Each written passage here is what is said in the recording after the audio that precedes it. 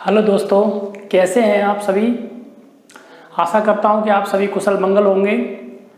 जैसा कि आप लोग जानते हैं कि जुलाई में मध्य प्रदेश लोक सेवा आयोग का एग्ज़ाम है और उसको ध्यान में रखते हुए हमने अपनी जो इतिहास की सीरीज़ स्टार्ट की हुई थी वो कुछ समय को रोक दी है और उसकी जगह मध्य प्रदेश इतिहास और संस्कृति संबंधी एक नया अध्याय स्टार्ट किया है। जैसा कि आप जानते हैं कि इससे संबंधित क्वेश्चन बहुत आते हैं एग्जाम में, प्रीलिम्स में भी आते हैं, मेंस में भी आते हैं, रिटर्न में भी आते हैं और ऑप्शनल टाइप में ओटी में भी बहुत आते हैं। ये व्यापम में भी इम्पोर्टेंट रखते हैं, पटवारी की परीक्षा हो, संविदा की परीक्षा हो, पुलिस कांस्टेबल की हो, एसआई की हो, सभी एग्जाम में यहाँ से क्वेश्चन पूछे जाते रहे हैं। इसलिए हमने जो इतिहास की जो सीरीज स्टार्ट की थी वो कुछ समय के लिए रोक दी है और उसकी जगह इसको स्टार्ट किया है। तो आइए देखते हैं। इस टॉपिक का नाम है मध्य प्रदेश में पुरातत्व उत्खनन, यानी जो उत्खनन हुआ, खुदाई हुई, उसमें क्या क्या प्राप्त हुई हैं और वह स्थल कौन कौन से, विभिन्न स्थल, अर्थात मध्य प्रदेश में पुरातत्व उत्खनन विभिन्न स्थल, ये हमें देखना है। मध्य प्रदेश का जो इतिहास है वह अलग नहीं है, भारतीय इतिहास का ही एक हिस्सा है। बस यह है कि भारतीय इतिहास को हमें मध्य प्रदेश के विशेष संदर्भ में पढ़ना है। जैसे कि पुरापाषाण काल है, मध्य पाषाण काल है, नव पाषाण काल है। इस काल में हमारे मध्य प्रदेश में क्या दिखाई पड़ रहा है, क्या क्या स्थल हैं जहाँ से हमें इस काल की चीज़ें प्राप्त हो रही हैं। सिंधु सभ्यता का कोई स्थल हमारे यहाँ है अथवा नहीं है, ये देखना है। वैदिक काल में हमारा मध्य प्रदेश क्या कर रहा है, 16 महाजनपद काल में भी कुछ दिखाई पड़ रहा है या नहीं। जैसे आप समझ लीजिए 16 महाजनपद हैं और इन 16 महाजनपद में कम से कम 2 महाजनपद हमारे मध्य प्रदेश में दिखाई पड़ते हैं। चेदी महाजनपद जो बुंदेलखंड में है, इसके अलावा अवंती महाजनपद जो मालवा में दिखाई पड़ रहा है। उसके बाद क्या मौर्य काल में कुछ दिखाई पड़ रहा है, वह हमें देखना है। मौर्य काल में, शुंग कण्व काल में, गुप्त काल में, ये सभी जो है उस तरीके से हमें पढ़ना है इतिहास को कि भारतीय इतिहास मध्य प्रदेश के विशेष संदर्भ में ले जाना है। वहाँ से हमें क्या प्राप्त हो रहा है ये देखना है। चलिए आइए देखते हैं हम लोग इसको। सबसे पहले मध्य प्रदेश पुरातत्व उत्खनन विभिन्न स्थल संबंध में पहला जो है पुरातत्विक स्थल है वह है आदमगढ़ दिखाई पड़ रहा है हमें। ये होशंगाबाद डिस्ट्रिक्ट में नर्मदा नदी किनारे है। याद रखना, नर्मदा नदी किनारा पाषाण कालिक सभ्यता की जानकारी के लिए, उसके काल की घटनाओं के अध्ययन के लिए एक महत्वपूर्ण और उपयोगी स्थल है। यहाँ बहुत सारे ऐसे स्थल मिले हैं जहाँ से हमें पाषाण काल की जानकारियाँ मिल रही हैं, प्राप्त हो रही हैं। तो आदमगढ़ होशंगाबाद डिस्ट्रिक्ट में नर्मदा नदी किनारे हैं। इसके जो उत्खनन करता हैं आरवी जोशी जी ने 1960-61 के आसपास किया था। इसके अलावा इसमें एमडी खरे साहब भी आए थे, आर्कियोलॉजिस्ट थे ये दोनों, और इन्होंने इसका यहाँ उत्खनन कार्य करवाए। अब यहाँ से क्या कहाँ की जानकारी प्राप्त हो रही है वह देखना है। पुरापाषाण काल और मध्य पाषाण काल की चीज़ें प्राप्त हो रही हैं। 25,000 से ज़्यादा माइक्रोलिथ प्राप्त हो रहे हैं, चित्रित शैलकृत गुफाएं प्राप्त हो रही हैं और प्रस्तर उद्योग मिल रहा है। अब हम इसको समझते हैं। पाषाण काल वह काल जिसमें मनुष्य ने पत्थर के उपकरणों का प्रयोग किया, औजारों का प्रयोग किया, और इसके अलावा वह जो है अस्थि के औजारों का प्रयोग करता था। इसके अलावा जो है जानवरों के सींगों के औजारों का भी प्रयोग करता था। तो पाषाण काल में पहला काल है पुरापाषाण काल। पुरापाषाण काल लगभग 20 लाख वर्ष पूर्व ये काल है। इसके बाद दूसरा काल है मध्य पाषाण काल और तीसरा है नव पाषाण काल। तो पुरापाषाण काल के जो उपकरण हैं उन्हें कहा जाता है चापर, चॉपिंग, पेबल और हैंड एक्स। अर्थात पुरापाषाण काल में जो उपकरण मिलते हैं हमें पत्थर के, उन्हें चापर, चॉपिंग, पेबल और हैंड एक्स कहा जाता है। चापर यानी एक धारी उपकरण, एक धारी औजार, जैसे कुल्हाड़ी कह सकते हैं हम। चॉपिंग यानी द्विधारी कुल्हाड़ी यानी फरसा भी कह सकते हैं, तो दोनों तरफ से निकला हो जिसमें धार हो। पेबल यानी गोल मटोल चिकने पत्थर जो नदियों के किनारे भी मिलते हैं हमको ये, और हैंड एक्स यानी पत्थर की कुल्हाड़ी। तो ये पुरापाषाण काल के उपकरण इस प्रकार के हमें मिले, बड़े पैमाने पे मिल रहे हैं। तो इस काल को इतिहासकारों ने, आर्कियोलॉजिस्ट ने पुरापाषाण काल माना है और ये समय है लगभग 20 लाख वर्ष से लेकर 9000 ईसा पूर्व तक ये काल रहा है। विश्व में बहुत सारी जगह ऐसे समय वस्तुएं प्राप्त हुई हैं, तो उनमें से हमारे आदमगढ़ में भी पुरापाषाण काल की प्राप्त हो रहे हैं। मध्यपाषाण काल क्या है? मध्यपाषाण काल का समय है लगभग 9000 ईसा पूर्व से लेकर 4000 ईसा पूर्व तक का काल जो है वह मध्यपाषाण काल कहलाता है। अब इस काल के उपकरण देखिए, इस काल में जो उपकरण मिलते हैं वह है माइक्रोलिथ।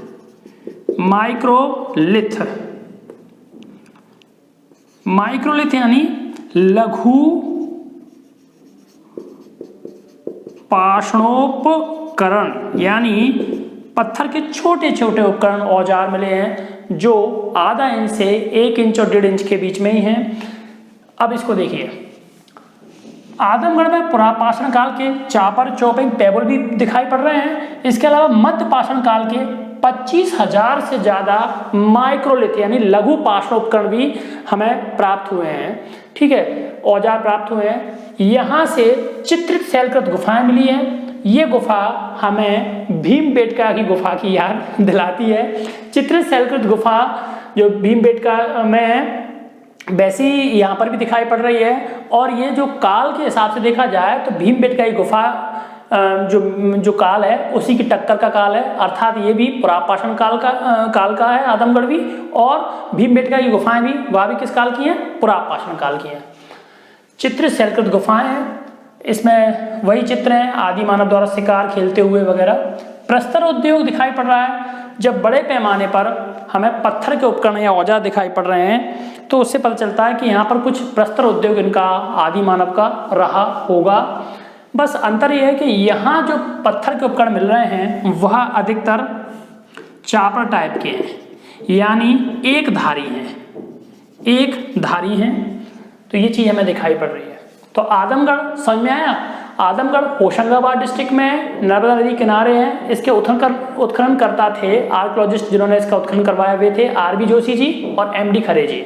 अब इस यहाँ से पुरापाषाण काल के भी हमें उपकरण प्राप्त हो रहे हैं, मध्यपाषाण काल के भी उपकरण प्राप्त हो रहे हैं। मध्यपाषाण काल के उपकरणों को क्या कहा जाता है? माइक्रोलिथ, जिनमें 25,000 से ज़्यादा माइक्रोलिथ प्राप्त हो रहे हैं। इसके अलावा भीमबेटका के समान यहाँ पर भी हमें चित्रित शैलकृत गुफाएं दिखाई पड़ रही हैं और प्रस्तर उद्योग दिखाई पड़ रहा है। तो आदमगढ़ में हमें केवल इतना ही पढ़ना है, इससे ज़्यादा हमें नहीं पढ़ना है। प्रीलिम्स में भी ये काम आएगा और हमें मेंस में भी काम आएगा। इसके अलावा दूसरा जो पुरातत्व उत्खनन का स्थल है वह है आवरा। आवरा से जो एक सील मिली है, मुहर मिली है, उसमें इसको अपरा कहा गया है। आवरा जो है मंदसौर के चंदवासा नगर के पास स्थित है और इसका उत्खनन करता रहे हैं वह हैं HP त्रिवेदी जी। अब आवरा से जो चीजें प्राप्त हो रही हैं वह ताम्रपाषाण काल से लेकर गुप्त काल तक की जानकारी मिल रही है हमें, अर्थात ताम्रपाषाण काल में भी ये बसाहट में था और गुप्त काल तक ये रहा होगा। अब थोड़ा ताम्रपाषाण काल समझ लीजिए।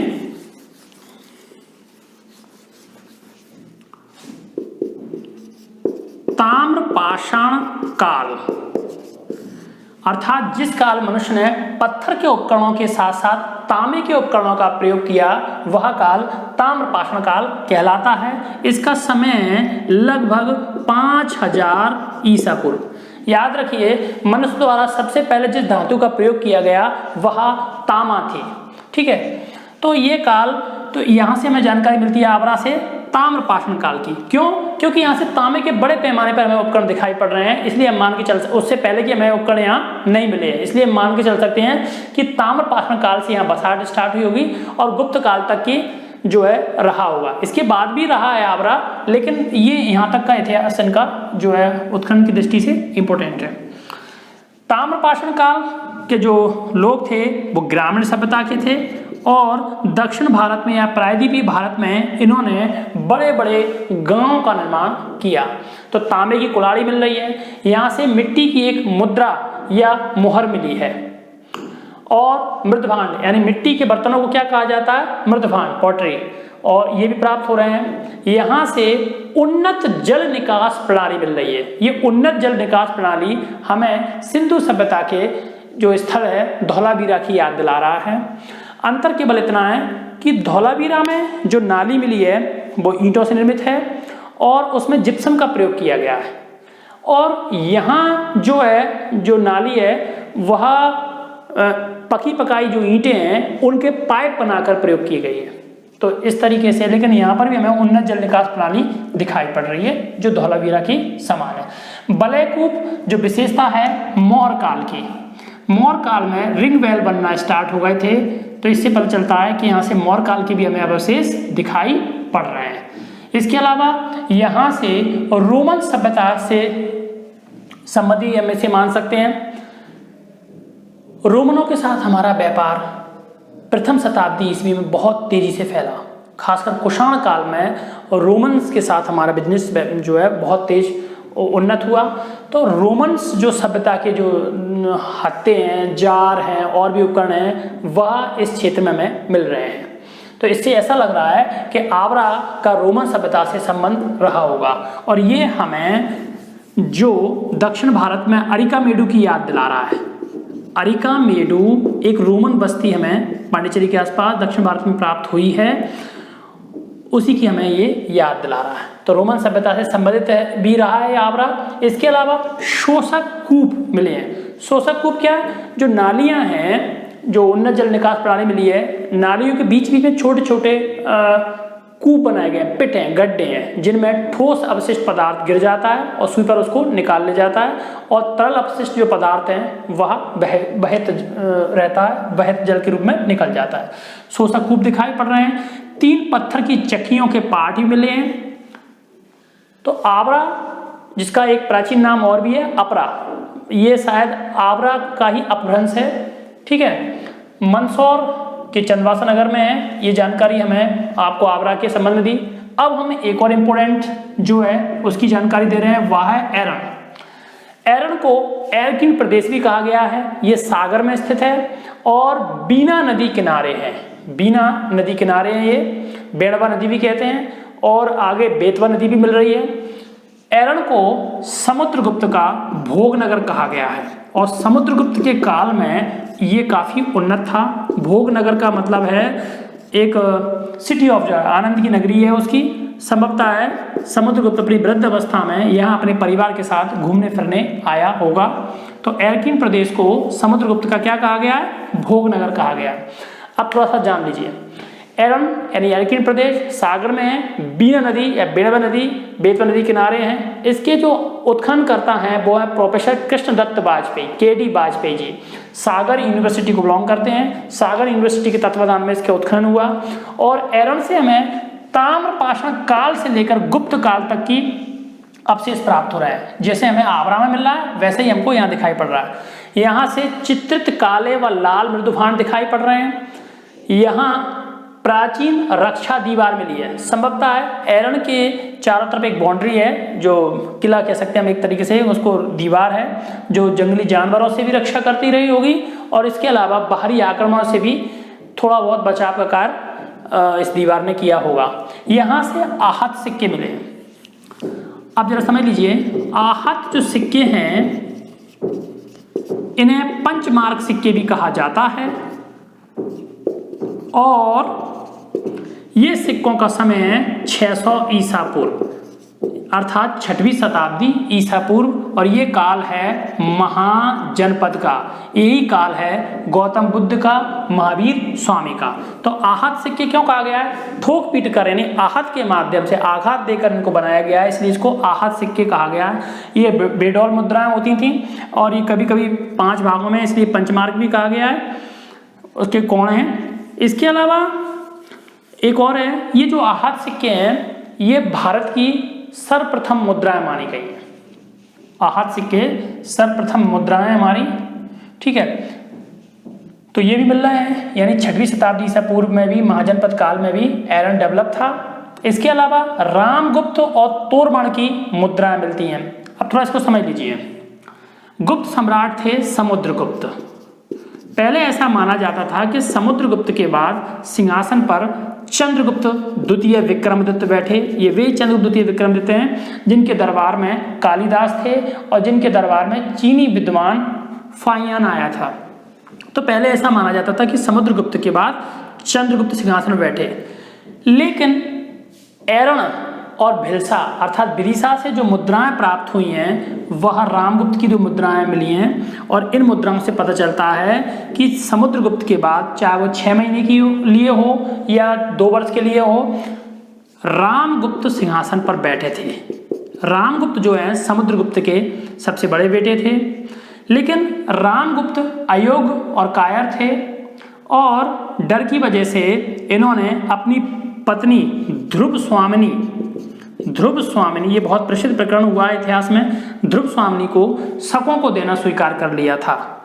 लेकिन छोटे भाई चंद्रगुप्त द्वितीय को ये बात अपनी कुल की प्रतिष्ठा के विपरीत लगी, नागवार गुजरी, और वह खुद स्त्री के भेष में शकराज के शिविर में जाता है और उसकी हत्या कर देता है, और उसके बाद राज्य में उसकी जय जयकार होती है और रामगुप्त को हटाकर वह स्वयं सिंहासन पर बैठता है, जो इतिहास में चंद्रगुप्त द्वितीय विक्रमादित्य कहलाया। बाद में ध्रुव स्वामिनी के साथ इनका विवाह हो जाता है। तो इस तरीके से हम देखते हैं कि समुद्रगुप्त के बाद रामगुप्त भी सिंहासन पर बैठे, भले ही वह कितने भी समय बैठे हों। यहाँ से तोरमाण की मुद्राएं भी प्राप्त हो रही हैं। अब जरा समझ लीजिए, तोरमाण जो थे वो एक हूण शासक थे। हूण मध्य एशिया की एक बर्बर असभ्य खानाबदोश जाति थी जिसने भारत पर आक्रमण किया। हूणों का भारत पर पहला आक्रमण जो है स्कंदगुप्त के शासनकाल में होता है, और इस आक्रमण का नेता था खुसनेवाज। आक्रमणकारी नेता का नाम क्या था? खुसनेवाज। लेकिन सम्राट स्कंदगुप्त उन्हें बुरी तरह से पराजित करते हैं और उसके आक्रमण को छिन्न भिन्न कर देते हैं। परंतु बाद में हूणों के आक्रमण रुके नहीं। स्कंदगुप्त के बाद परिवर्ती उत्तराधिकारी आए जो गुप्त शासक थे, वो निर्बल निकले और हूणों ने भारत के एक बड़े हिस्से पर अधिकार कर लिया। उनके पास पूरा मालवा आ गया, इसलिए मालवा को तो हूण मंडल कहा गया। तो यहाँ जो है एरण से सागर के इस क्षेत्र से तोरमाण की मुद्राएं प्राप्त हो रही हैं। तो पहला जो आक्रमणकारी था वह कौन था? हूणों का खुसनेवाज। और उसके बाद जो सफल आक्रमण किया दूसरे नंबर का, वह था तोरमाण, और तोरमाण का ही पुत्र था मिहिरकुल। मिहिरकुल के ग्वालियर से लेख मिलते हैं, इससे पता चलता है कि ग्वालियर मिहिरकुल के अधिकार में था। तोरमाण ने पूरा मालवा पर अधिकार कर लिया, पंजाब पर भी इनका अधिकार था। इस तरीके से तो तोरमाण के यहाँ से हमें मुद्राएं प्राप्त हो रही हैं एरण से। एक और इम्पोर्टेंट है, सती प्रथा का प्रथम अभिलेखीय प्रमाण भी कहीं से मिला है, तो वह है एरण से।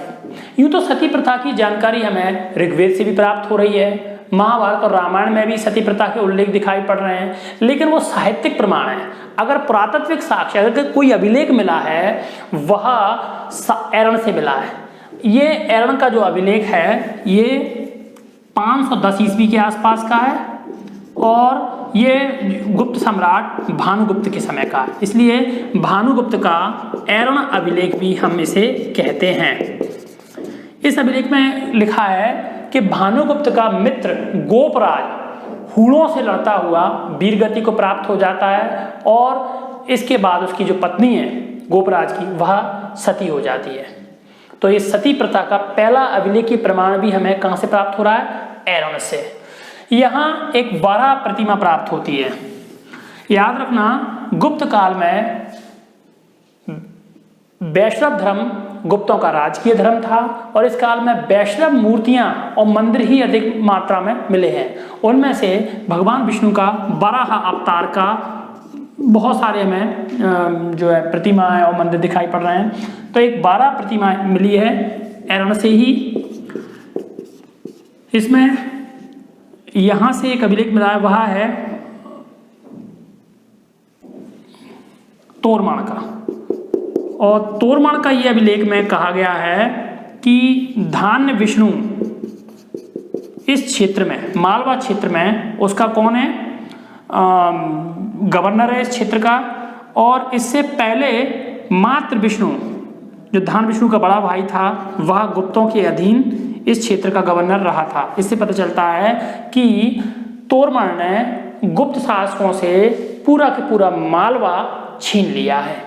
तो 12 प्रतिमा भी है और 12 प्रतिमा पर जो लेख मिला है वह किसका है? तोरमल का। यहां से महादंड नायक सुप्रिंटेंडेंट ऑफ पुलिस होते थे, जो दंड के प्रधान अधिकारी थे। महादंड नायक सिंह नंदी की मृण मुद्रा यानी मिट्टी की मुद्रा भी प्राप्त हो रही है। अब ये महादंड नायक किस काल का है? संभवतः ये हर्ष काल में दिखाई है या गुप्त काल का है, इसकी हमें जानकारी मिल रही। बस उस पर जो मृण मुद्रा है उस पर महादंड नायक सिंह नंदी लिखा हुआ है। तो ये है एरन। एरन का इतिहास और संस्कृति की दृष्टि से बड़ा महत्वपूर्ण स्थान है और एक समृद्ध प्रदेश है ये उस दृष्टि से, और इसलिए मध्य प्रदेश शासन एरन महोत्सव, प्रतिवर्ष एरन महोत्सव का आयोजन करती है।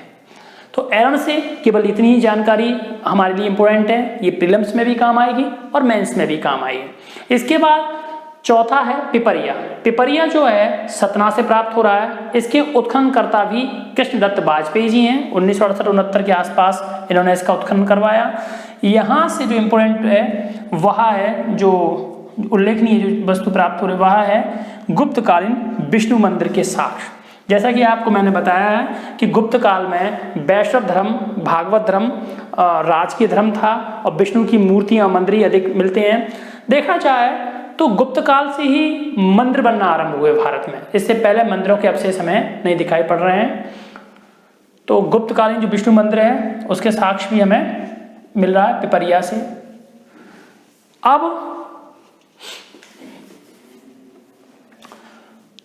अब हम इसके बाद आगे बढ़ते हैं। हम आगे चर्चा कर रहे हैं। 5वें नंबर पर है बिलावली। बिलावली जो है देवास में काली सिंध नदी किनारे हैं। इसके उत्खननकर्ता VK मिश्र हैं। उन्होंने 1962-63 के आसपास इसके उत्खनन का नेतृत्व किया था। अब इसी के तहत अब इसमें बिलावली में क्या दिखाई पड़ रहा है? पाषाण काल से पूर्व मध्य काल तक का हमें जानकारी प्राप्त हो रही है। यहाँ से अवशेष प्राप्त हो रहे हैं। पूर्व मध्य काल यानी राजपूत काल।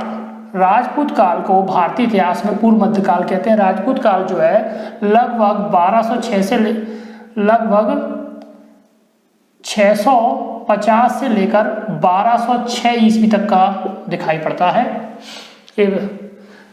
अब यहाँ से मृदभांड यानी मिट्टी के बर्तन प्राप्त हो रहे हैं। आहत सिक्के, अगर आहत सिक्के समझ शब्द आ रहा है जो पंचमार्ग सिक्का कहलाता है, ये शब्द आता है तो समझ लीजिएगा ये लगभग 6वीं शताब्दी ईसा पूर्व की बात हो रही है, यानी गौतम बुद्ध और महावीर स्वामी कालीन या महाजनपद कालीन। मौर्य कालीन साक्ष्य क्या प्राप्त हो रहे हैं? वही वलयकूप, रिंग वलय कूप। वलय कूप पहली बार इसी काल दिखाई पड़े, यानी कुओं में वलय रिंग बनाया जाना। ठीक है। अब दूसरा है जो 6वें नंबर पे हथनौरा। हथनौरा होशंगाबाद में है, नर्मदा घाटी क्षेत्र में, नर्मदा घाटी में पड़ रहा है।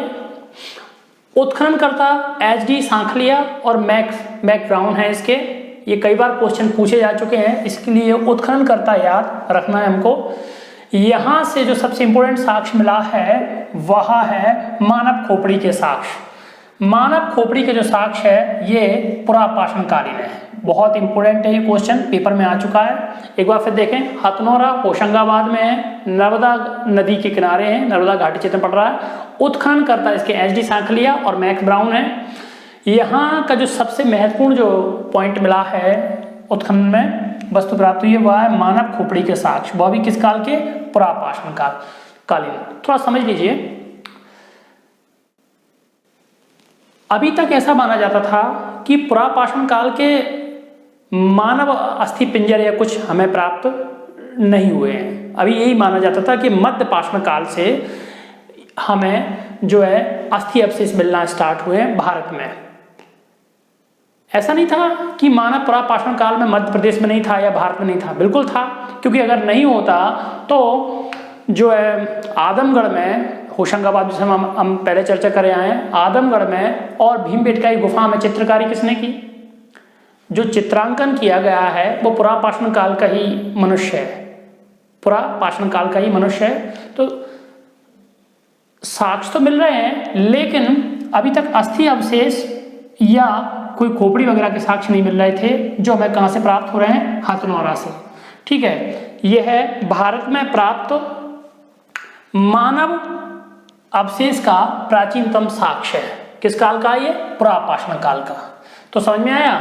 यानी अभी तक जो हमें जो अस्थि अवशेष के साक्ष्य मिलते थे वह मध्य पाषाण काल से स्टार्ट हुए थे, मध्य पाषाण काल के मिलते थे। पहली बार हमें पुरापाषाण काल का अस्थि अवशेष का यानी मानव खोपड़ी का साक्ष्य मिला है। कहाँ से मिला है? हथनौरा से। ये क्वेश्चन एग्जाम में आ चुका है। ऐसे क्वेश्चन प्रीलिम्स में भी बहुत काम आते हैं। इसके अलावा जो मेंस में जो अति लघु उत्तरीय क्वेश्चंस आते हैं उनमें भी ये कई बार पूछे गए हैं, तो इसको हमें ध्यान रखना है। कसराबाद पश्चिम निर्माण में है, ये भी नर्मदा तट पर है। मैं पहले ही आप लोगों को बता चुका हूं कि पाषाणकालीन संस्कृति के अध्ययन के दृष्टिकोण से नर्मदा घाटी या नर्मदा के आसपास का तट का इलाका बड़ा ही महत्वपूर्ण है, मध्य प्रदेश में ही नहीं बल्कि पूरे भारतवर्ष में। तो कसराबाद पश्चिम निर्माण में नर्मदा तट पर है। इसके उत्खननकर्ता B.R. करिंदकर हैं। 1936 के आसपास हमें इसका उत्खनन दिखाई पड़ा पहली बार, जब इसका नेतृत्व B.R. करिंदकर साहब ने संभाला।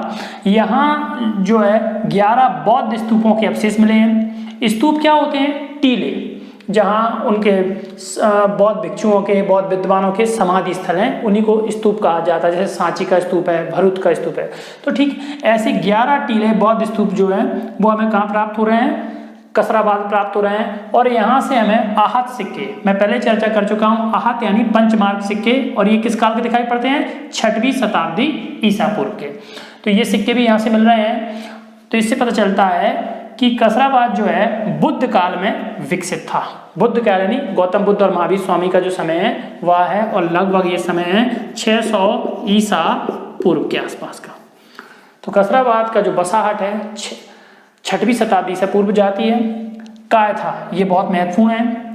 ये उज्जैन के पास है, काली सिंध नदी किनारे हैं। इसके उत्खननकर्ता जो थे बाकड़कर महोदय हैं 1965 में। ये विक्रम यूनिवर्सिटी से संबंधित थे, वहाँ के आर्कियोलॉजिकल डिपार्टमेंट में हेड रहे हैं। और Deccan college research institute Pune, इन दोनों ने, विक्रम यूनिवर्सिटी और डेक्कन कॉलेज रिसर्च इंस्टीट्यूट के तत्वाधान में कायथा में पुरातात्विक उत्खनन का कार्य आरंभ हुआ। और यहाँ जो सबसे इम्पोर्टेंट है वह है ताम्र पाषाणयुगीन सभ्यता के अवशेष मिले हैं। याद रखना, कायथा भी ताम्र पाषाणयुगीन सभ्यता है। यहाँ से तांबे की चूड़ियाँ, तांबे की कुल्हाड़ी, तांबे के और भी कई चीज़ें हमें प्राप्त हो रही हैं, उपकरण भी प्राप्त हो रहे हैं। राजस्थान की आहार सभ्यता से ये साम्य रखता है, यानी उसकी तुलना में दोनों बराबर हैं, दोनों समकालीन हैं, समकक्ष हैं, एक जैसी स्थिति में। आहार जो गिलुंड है ये राजस्थान में जगह हैं। तो वहाँ पर ये सभ्यता, जब राजस्थान में आहार सभ्यता थी तो ठीक उसी समय कायथा में ताम्र पाषाणयुगीन सभ्यता प्रचलन में थी। मालवा में सर्वाधिक ताम्रोपकरण यानी तांबे के उपकरण हमें यहीं से प्राप्त हो रहे हैं। याद रखना, मालवा में प्राप्त हो रहे हैं। अगर प्रश्न आता है कि सबसे ज्यादा ताम्र उपकरण या ताम्र निधि कहाँ से प्राप्त होती है भारत में, तो हम कहेंगे गुंगेरिया से। कहाँ से? गुंगेरिया। ये गुंगेरिया जो है ये बालाघाट में है, और यहाँ से 424 ताम्रोपकरण हमें प्राप्त हुए हैं। गुंगेरिया बालाघाट में है। होना भी चाहिए सबसे ज़्यादा ताम्र उपकरण यहाँ से प्राप्त, क्योंकि यही बालाघाट में मलाज खंड है जो तांबे की खदानों के लिए प्रसिद्ध है। ठीक है, तो ये भी हमें याद रखना है। तो ताम्र पाषाणयुगीन सभ्यता है ये, और मालवा में सर्वाधिक ताम्र उपकरण यहीं से प्राप्त हुए हैं। उत्कृष्ट मृदुभांड, यहाँ के जो मृदुभांड थे, मिट्टी के बर्तन बड़े ही उत्कृष्ट हैं, उच्च क्वालिटी के हैं, काली मिट्टी के हैं, मालवा की मिट्टी के हैं, और इसलिए इसको मालवा भांड भी कहा गया है। याद रखना, भारत में जहाँ पर भी तमाम जगह पर जो मृदुभांड मिले, मिट्टी के बर्तन मिले हैं, उनमें सबसे ज़्यादा अच्छे और उत्कृष्ट जो कह सकते हैं हमसे, वो मृदुभांड कहाँ के हैं? मालवा के मृदुभांड हैं। ठीक है, मध्य प्रदेश के पुरातात्विक उत्खनन में 3 आर्कियोलॉजिस्टों का महत्वपूर्ण योगदान रहा है। SD सांखलिया साहब, KD वाजपेयी साहब और बाकड़कर महोदय। ये 3 लोग, कई बार ये क्वेश्चन आ चुके हैं 2-2, 3-3 नंबर में, वस्तुनिष्ठ में भी आ चुका है कि इनका क्षेत्र किससे संबंधित है, किस क्षेत्र के हैं। ये आर्कियोलॉजिस्ट हैं, है ना, पुरातत्व विशेषज्ञ हैं ये। और इसके अलावा ये जो है मेंस में भी इससे समेत कई क्वेश्चन आ जाते हैं। तो ये थे। इन क्लासों को आप ज़्यादा से ज़्यादा लाइक कीजिए, शेयर कीजिए और सब्सक्राइब कीजिए। हम इसमें अभी और भी चीज़ें आपको जोड़ेंगे। इसमें मध्य प्रदेश में पुरातत्व उत्खनन के भी बहुत सारे स्थल हैं जो आगे की क्लासों में हमें दिखाई पड़ेंगे। इसके साथ ही मैं अपनी वाणी को विराम देता हूँ। नमस्ते।